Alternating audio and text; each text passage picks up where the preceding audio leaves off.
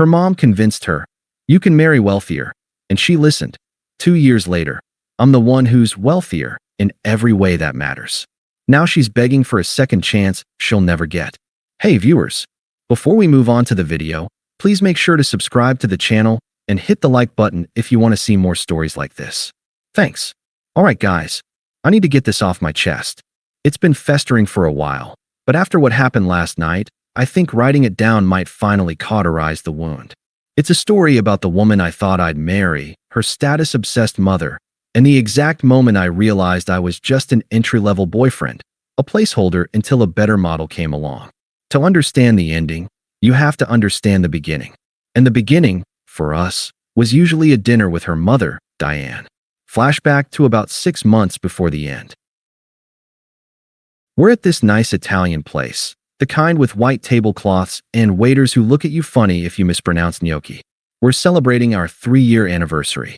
I'd saved up for a month to pay for this. Rachel was beaming, her hand in mine under the table. For a second, it was perfect. Then Diane spoke. "This is lovely, Alex," she said, swirling her Pinot Noir. Her smile didn't reach her eyes. It never did. "It's so nice that you can afford places like this now." There it was. The little barb, expertly delivered.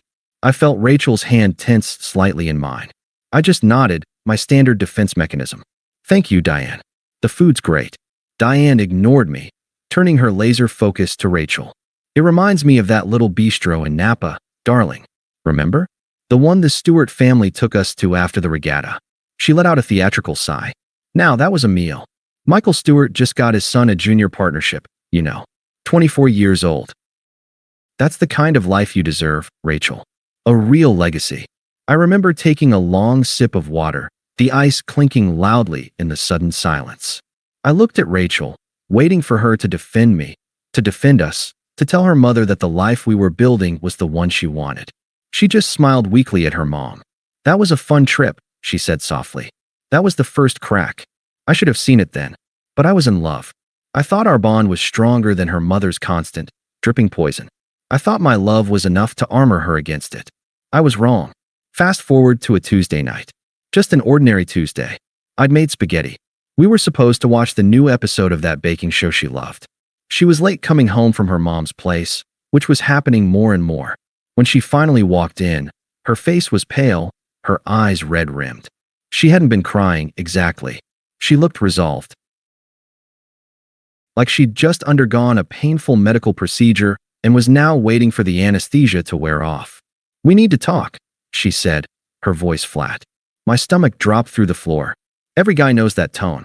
It's never followed by, "I got a puppy," or "let's go to Bali." I just nodded and sat on our crappy IKEA sofa. She remained standing, pacing slightly, unable to look me in the eye. "Alex, I love you." "I do," she started, the words sounding rehearsed.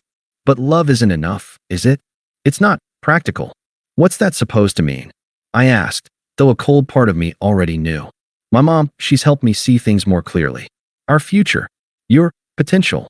She spat the word out like it was a curse. "My potential?" I felt a hot flush of anger, but kept my voice calm. "Rachel, my review is in 2 months. The promotion is basically mine. We talked about this. We were going to start looking for a house next year." "Next year," she said, and there was a dismissive sharpness in her voice I'd never heard before. It was her mother's tone. "And then what? A 30-year mortgage on a 3-bedroom split level? 2 weeks in Florida for vacation every year? That's not a life, Alex. That's a schedule." I stared at her, bewildered. "That's what people do, Rachel. They build a life together. It takes time." "I don't have time," she snapped, finally stopping her pacing to look at me. The mask was off now. "I don't want to build. I want to arrive. My mother is right. I can't spend my life waiting for you to maybe, possibly, become the man I need you to be. I deserve to start at the finish line." The air went out of me. It was like being sucker punched. All those whispered conversations with her mother, all the helpful advice, had crystallized into this single, devastating verdict. I wasn't a partner. I was a project. And she'd decided the ROI wasn't worth it. "So what are you saying?" I asked, my voice dangerously quiet. She took a deep breath, straightening her shoulders. "I'm saying I think we want different things. I need a man who is already there.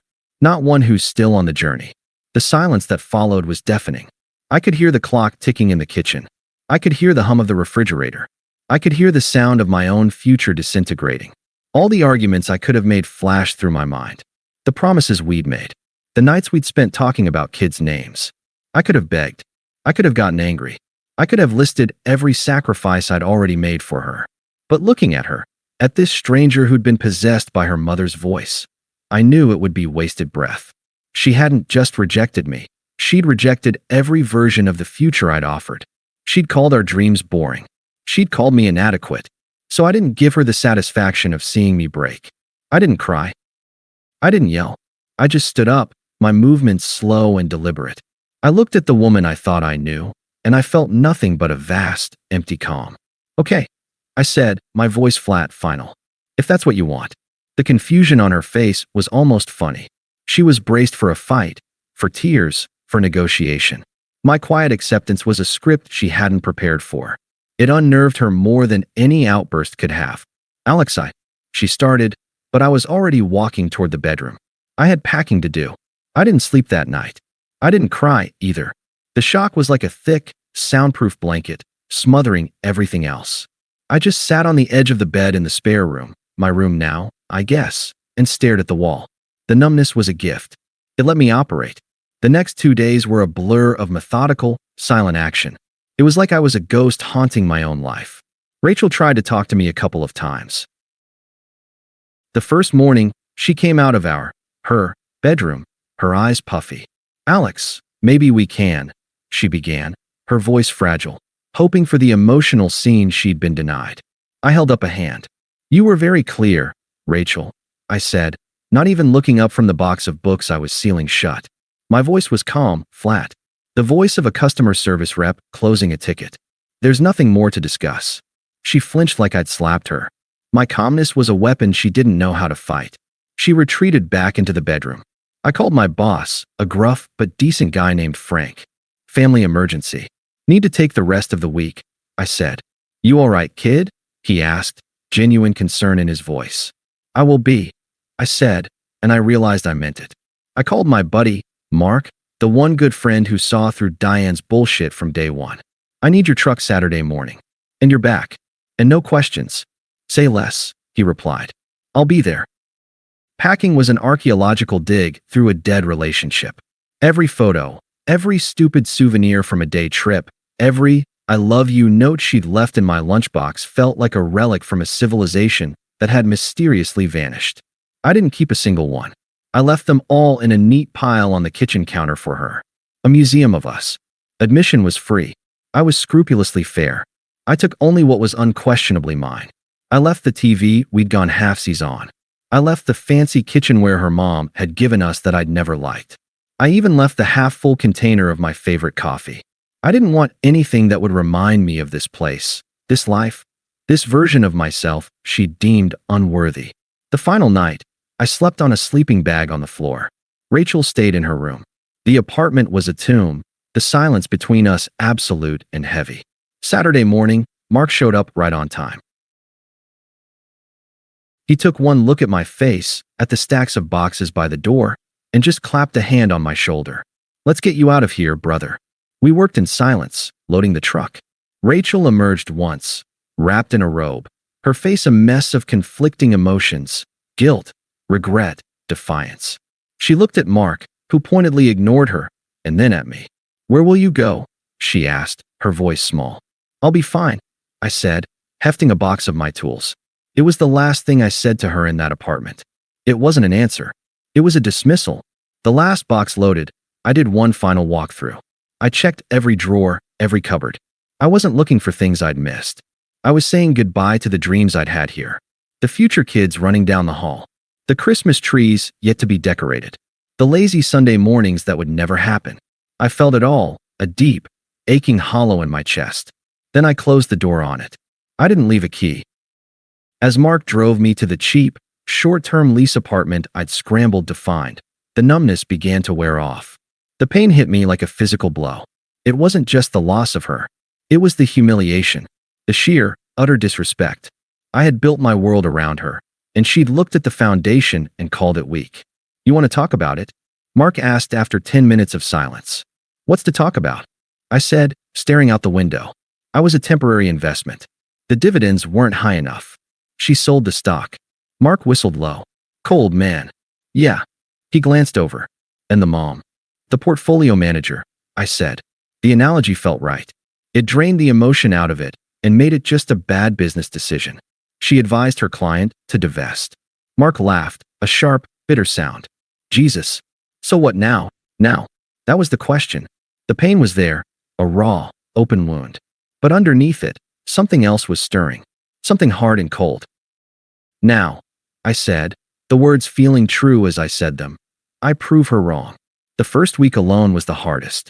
The silence in my new, empty apartment was deafening. I'd jump every time my phone buzzed, some pathetic, wounded part of me hoping it was her, saying it was all a terrible mistake.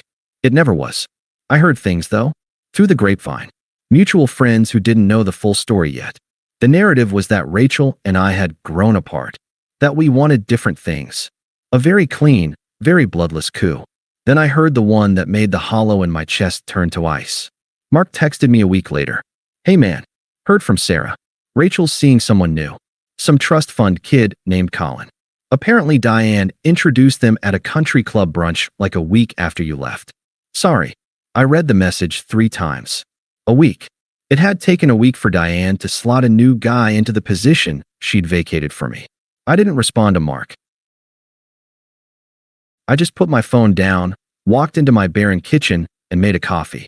I stood there, drinking it, staring at the blank white wall. Limited earning potential. The phrase echoed in my head, not as a wound anymore, but as a challenge. A diagnosis from a bad doctor. A faulty read on my metrics. That was the moment the pain finally solidified into something useful. Resolve. It wasn't rage.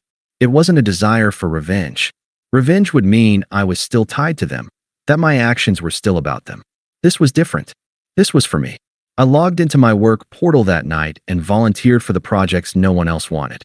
The ones that were complex, messy, and highly visible. I stopped thinking about work-life balance. My life was out of balance.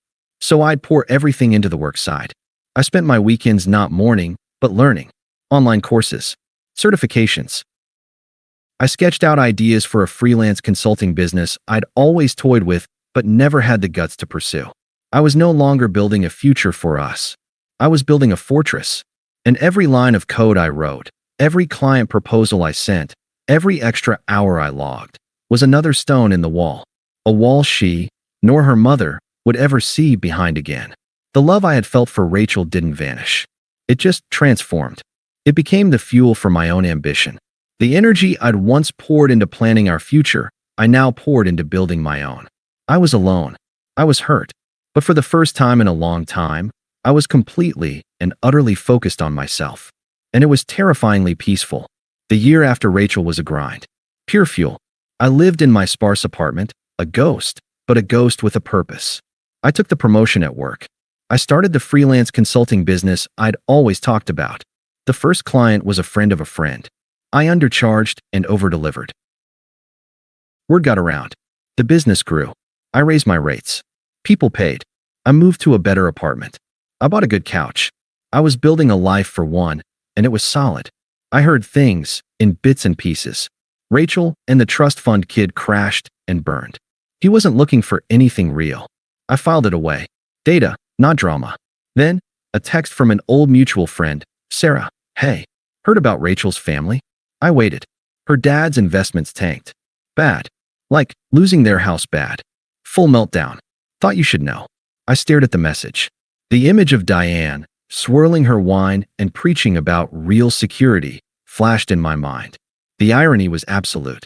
I typed back my only honest response. Thanks for the update. I wasn't happy. I wasn't sad. I was just done. Their disaster was their own. My peace was mine. The first text came 2 years later from a number I didn't know. Alex, it's Rachel. I heard you're doing well. Can we talk? I miss you. The tone was all wrong. She didn't miss me. She missed my stability. I deleted it. A week later, a voicemail. Diane's voice, strained and syrupy. Alex dear, we've had our differences, but family is family. We need your stability now. Call me. I deleted it. The audacity was almost impressive. Then, Rachel called. I answered out of morbid curiosity. She was sobbing, panicked. Alex, please. We're losing everything. It was always you. I let the silence hang. I'm sorry to hear that, I said, my voice a flat, customer service dead end. She froze. What? That's it. Don't you care? That was a long time ago, I said, and hung up. I finally blocked the number. I thought it was over. I was at a charity gala with Clara, a woman whose quiet confidence made my old life feel like a poorly written play. Rachel found me. She looked tired, her smile nervous. Alex, you look well. Her eyes darted to Clara, a flash of bitter jealousy. Rachel, I acknowledged. Nothing more. Clara excused herself with a smile, the ultimate, unintentional power move. Who's that? Rachel asked. A friend. I wasn't explaining my life to her. She launched into her plea. I need help, Alex. My family, please. Coffee. For old time's sake. I looked at her, truly looked, and felt nothing. No anger. No pity. There is no old times, Rachel, I said, my voice calm and final. The man you're looking for? The stable one you could always fall back on? You were right. His potential was limited. You convinced him to become unlimited. So, thank you for that. Her hope died in her eyes. She understood. But I can't help you. Goodbye. I turned and walked back to Clara, who handed me a drink with a smile. I didn't look back. I knew she was still standing there, alone in the crowd, finally understanding the cost of her mother's advice. Her world was crumbling. Mine was rock solid. And she was no longer any part of it. Thanks for watching. Make sure to subscribe to the channel and hit the like button. What do you think about this story? Share it in the comments.